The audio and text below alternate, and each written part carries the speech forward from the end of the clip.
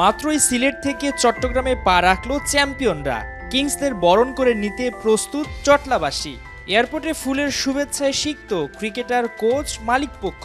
কি অবাক হচ্ছেন? বিপিএল শেষ হতে না হতে চিটাগং কিংস আবার কি করে চ্যাম্পিয়ন হলো?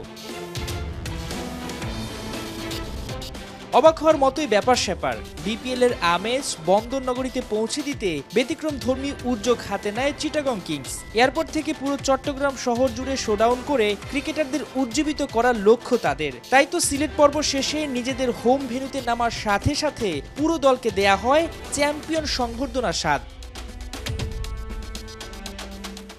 তবে শুধু চ্যাম্পিয়নশিপে ড্রেস রিহার্সেল করেই থামতে চায় না বন্দরনগরী দলটা। মালিকপক্ষ জানিয়েছে, লোকাল বিদেশি ক্রিকেটারদের কম্বিনেশন দারুণ কিছু উপহার দেবে কিংরা। পুরোপুরি আশাবাদী, ইনশাল্লাহ ভালো একটি পর্ব ইনশাল্লাহ গ্রহণ করব। আমরা সিলেটে খুবই ভালোভাবে পারফর্ম করেছি। সিলেটবাসীর কাছে আমার আন্তরিক ধন্যবাদ।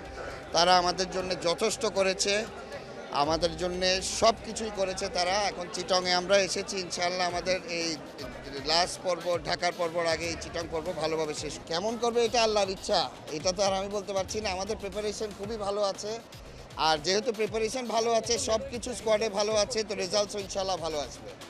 চ্যাম্পিয়ন হওয়ার আগে চট্টগ্রামের ক্রিকেটারদের এই ধরনের ড্রেস রিহার্সেল নিশ্চিন্তভাবে ক্রিকেটারদের উজ্জীবিত করবে। দিন শেষে চট্টগ্রাম যদি এই ঘরের মাঠে ভালো কিছু করতে পারে, তবে চ্যাম্পিয়ন তকমা লাগানো কিন্তু অসম্ভব কিছু নয়। ঠিক এভাবেই গাড়ি নিয়ে, ট্রফি নিয়ে তারা কিন্তু চট্টগ্রামের শহর অলিতে গলিতে রাজত্ব করতে পারবে। চিটং কিংস দিন শেষে রাজার আসনে বসতে পারে কিনা, এটাই কিন্তু এখন দেখার বিষয়। মাহমুদুল হাসান সজীব, ৭১, চট্টগ্রাম।